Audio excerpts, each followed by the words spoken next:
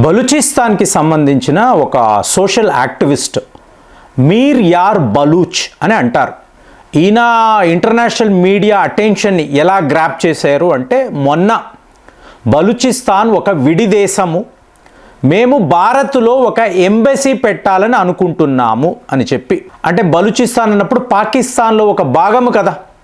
అంటే స్వతంత్రము వచ్చినప్పుడు వాళ్ళు మనతో కలవాలనుకున్నప్పుడు నెహ్రూ గారు వద్దు అని అన్నారు. సో ఇప్పుడు వాళ్ళు ఏమంటున్నారు, మాది విడి దేశము, అంటే ఒక స్వతంత్ర దేశము, భారత్లో ఎంబసీ పెట్టామంటే ప్రపంచం అంతా కూడా మమ్మల్ని గుర్తిస్తుంది. సో మీకు పెద్ద లెవెల్లో ప్రొటెస్టులు చేశారు, మీకు ర్యాలీలు, జెండాలు ఇవన్నీ చేశారు. సో మొన్న ఈయన ఈ ఢిల్లీ బ్లాస్ట్ జరిగిన తరువాత మళ్ళీ ఒక స్టేట్మెంట్, పాకిస్తాన్ భారత్తో ఒక యుద్ధము కోరుకుంటుంది, సో భారత్ గట్టి జవాబు ఇవ్వాలి. ఇది ఎలా ఉండాలి, ఇది ఎలా ఉండాలి అంటే ఇజ్రాయెల్ మోడల్లో ఉండాలి.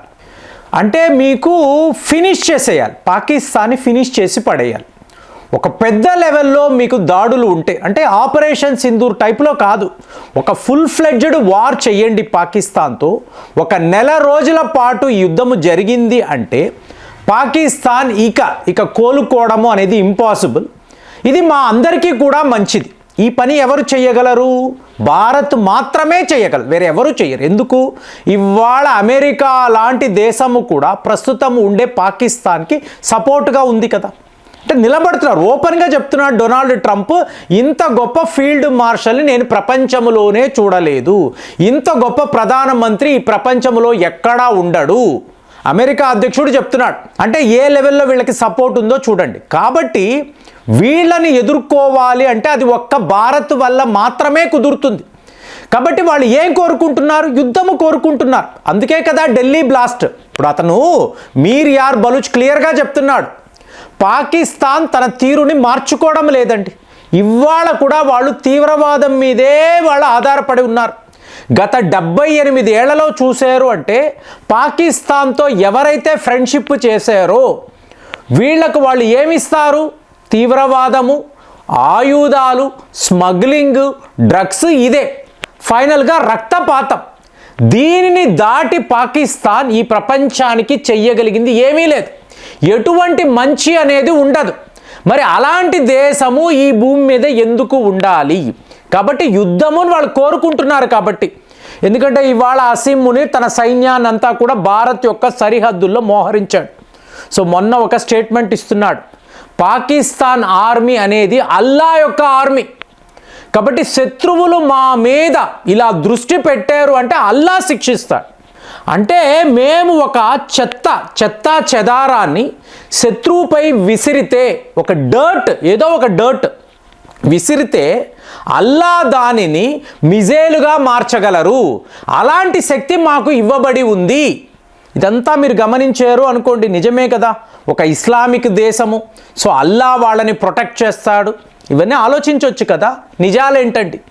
అల్లా మిమ్మల్ని కాపాడతారు అన్నప్పుడు నువ్వు ఎందుకు ఒక క్రైస్తవ దేశం అమెరికా, డొనాల్డ్ ట్రంప్ అనే క్రైస్తవుడు, ఇతని దగ్గరికి వెళ్ళి ఎందుకు అడుక్కుంటావు? వీళ్ళు అయ్యా F-16 వచ్చి కూలిపోయాయి, బూడిదైపోయి, మళ్ళీ ఇవ్వండి, మా ఎయిర్ డిఫెన్స్ సిస్టమ్ పాడైపోయింది, మాకు ఏదో ఒక రకంగా సహాయపడండి, ఆర్థికంగా ఇబ్బంది పడుతున్నాం, ఇన్ని మాట్లాడుతున్నావు కదా. అదే అల్లానే అడగొచ్చు కదా, దేవుణ్ణే అడగొచ్చు కదా. ఇక్కడ ఫ్రెండ్స్ గమనించాలి, వీళ్ళు వాళ్ళ స్వార్థము కోసరము అల్లా అనబడే దేవుడి పేరును కూడా వాడతారండి.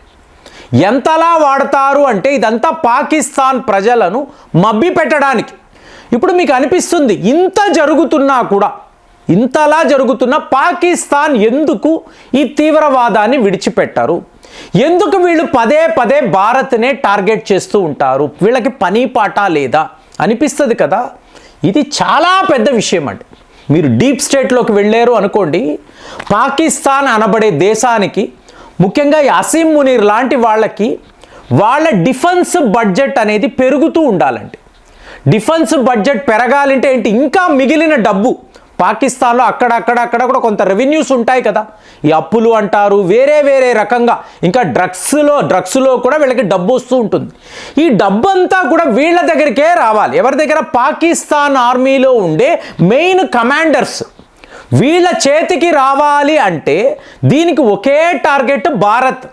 ఇప్పుడు ఒక చిన్నపాటి యుద్ధము జరిగింది, ఆపరేషన్ సింధూర్ని అన్నాము అనుకోండి. చూసారా భారత్ మా దేశం పైన ఎలా విరుచుకుపడింది, ఎలాంటి డ్యామేజ్ చేశారు. సో వీళ్ళని ఎదుర్కోవాలి అంటే మనకు మంచి డిఫెన్స్ బడ్జెట్ ఉండాలి. ఏంటి పార్లమెంట్లో ఇదే మాట్లాడతారు.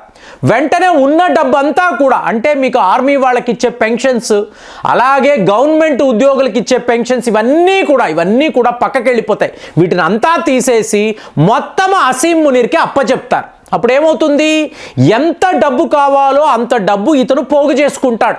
ఇప్పుడు మీరు బాజ్వాని చూశారనుకోండి, ఇతనికి ముందు ఉన్న వ్యక్తి షాకింగ్, 12 బిలియన్ అమెరికన్ డాలర్స్ వీళ్ళ ఫ్యామిలీకి ఉందండి.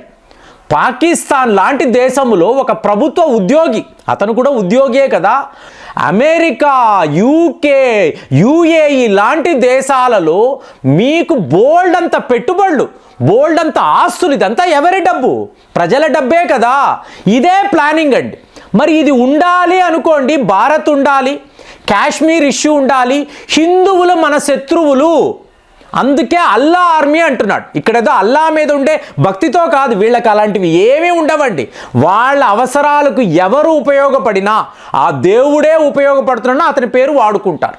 సో ఏమంటున్నాడు, పాకిస్తాన్ ఆర్మీ, అల్లా ఆర్మీ మా మీద శత్రువులు దాడులకు దిగితే అల్లా వాళ్ళను శిక్షిస్తాడు. వెంటనే పాకిస్తాన్ ప్రజలు అబ్బా ఎంత గొప్పవాడు అసీం మునీర్, మన మీద, మన మతం మీద ఎంత నమ్మకం, ఏమీ లేదు. వాళ్లను దోచుకోవడానికి భారత్ అనబడే అస్త్రాన్ని ఇలా వాడుతున్నాడు. ఒకవేళ మనతో ఫ్రెండ్షిప్, కాశ్మీర్ ఇష్యూ సాల్వ్ అయిపోయింది అనుకోండి, పాకిస్తాన్లో ఏమీ ఉండదు, తీవ్రవాదులకు పనిపాట ఉండదు, వాళ్ళు ఏం చెయ్యాలో తెలియదు, ఉద్యోగాలు లేని వాళ్ళు, చదువు లేని వాళ్ళు, ఉద్యోగాలు లేని వాళ్ళు ఏం చేస్తారు? ఏమీ చెయ్యలేరు. కాబట్టే ఇష్యూని అలాగే చూడండి, ఇంత జరిగినా కూడా అందరూ ఏమనుకున్నారు, ఆపరేషన్ సింధూర్ అయ్యాక వీడు భయపడతాడు, ఇక మీదట ఈ తీవ్రవాదం అనే దాన్ని ఇవన్నీ అందరూ అనుకున్నారు. కానీ జరిగిందా? మళ్ళీ ఢిల్లీ బ్లాస్ట్ అన్నాడు, కాశ్మీర్లో బ్లాస్ట్ అన్నాడు. కాబట్టి మీర్ యార్ బలూచిన్ ఏమంటున్నాడు, ఇలా కాదండి, వాళ్ళు అంతే, పాకిస్తాన్ అనబడే దేశం అంతే, మమ్మల్ని ఇంతలా హింసిస్తున్నారు కాబట్టి మేము విడి దేశముగా ప్రకటించుకున్నాం. ఇవాళ మేము భారత్ని ఏం కోరుకుంటున్నాము, ఢిల్లీలో బలూచిస్తాన్ ఎంబసీ, దీనికి ఒక బిల్డింగ్ ఇవ్వండి, మాది విడి దేశం అని మీరు ప్రకటించండి.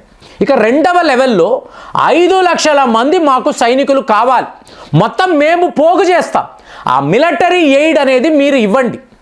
ఇస్తే ఆఫ్ఘనిస్తాన్లో మీ ఎయిర్ బేసెస్ వస్తాయి, లాంగ్ రేంజ్ మిసైల్స్ వస్తాయి, పవర్ఫుల్ మీకు ఎయిర్ డిఫెన్స్ సిస్టమ్స్ ఉంటాయి. ఆఫ్ఘనిస్తాన్, బలూచిస్తాన్ కలిసి పాకిస్తాన్ని ఓడిస్తాం. మీరు యుద్ధము దాకా కూడా రాక్కర్లేదు, మీరు వచ్చారంటే వేరే లెవెల్లో ఉంటుంది. కానీ పాకిస్తాన్ లాంటి దేశానికి మేము చాలు, వితిన్ వీక్స్ వాళ్ళని ఓడిస్తాము, టోటల్ పాకిస్తాన్ని మేము స్వాధీనము చేసుకుంటాము, భారత్తో కలిపేస్తాం. అంటే బలూచిస్తాన్కి సరిహద్దులు ఆఫ్ఘనిస్తాన్తోనూ ఉండడము, భారత్తోనూ ఉండడం. సో వీళ్ళు ముగ్గురు కలిసిపోయారు అంటే ఏంటి, ఆఫ్ఘనిస్తాన్, బలూచిస్తాన్, భారత్ కలిసిపోతే పాకిస్తాన్ని టోటల్గా మనము స్వాధీనము చేసుకోవచ్చు. ఇక్కడతో ఖేల్ ఖతం. ఈ పని భారత్ చెయ్యాలి. ఏం చెయ్యాలి, ఆఫ్ఘనిస్తాన్లో ఇదే బాగరామ్ ఎయిర్ బేస్ అని మాట్లాడుతున్నాం. అలాగే బలూచిస్తాన్కి ఇవ్వాల్సిన మిలిటరీ ఎయిడ్ ఆల్రెడీ వాళ్ళు మిలిటరీ డ్రిల్స్ నిర్వహిస్తున్నారు. కొన్ని ప్రాంతాలు బలూచిస్తాన్లో కొన్ని నగరాలు కూడా ఇవాళ బలూచ్ లిబరేషన్ ఆర్మీ చేతుల్లో ఉండడంతో ఇదే కరెక్ట్ అయిన టైము. సో పాకిస్తాన్పై భారత్ యుద్ధము ప్రకటించాలి, ఆ యుద్ధంలో వాళ్ళని ఓడించాలి, మమ్మల్ని బలోపేతము చేస్తే మేము మా వైపు నుంచి కూడా పాకిస్తాన్ సైన్యం పైన పోరాటం చేసి వాళ్ళని ఓడిస్తాము. దయచేసి ఇప్పుడు చేయండి. ఇజ్రాయెల్ వాళ్ళు ఎలాగా ఒక తీవ్రవాది కూడా మిగలకూడదు అంటున్నారో మీరు కూడా అలాంటి నిర్ణయం తీసుకోండి. భారత్ ఇంత పెద్ద నిర్ణయం తీసుకుంటే బలూచిస్తాన్, ఆఫ్ఘనిస్తాన్ మనతో ఉంటారా? ఈ యుద్ధంలో పాకిస్తాన్ని వీళ్ళు ఓడిస్తారా? మీకేమనిపిస్తుంది? కామెంట్స్లో రాయండి. మళ్ళీ వచ్చే వీడియోలో కలుద్దాం. జై హింద్.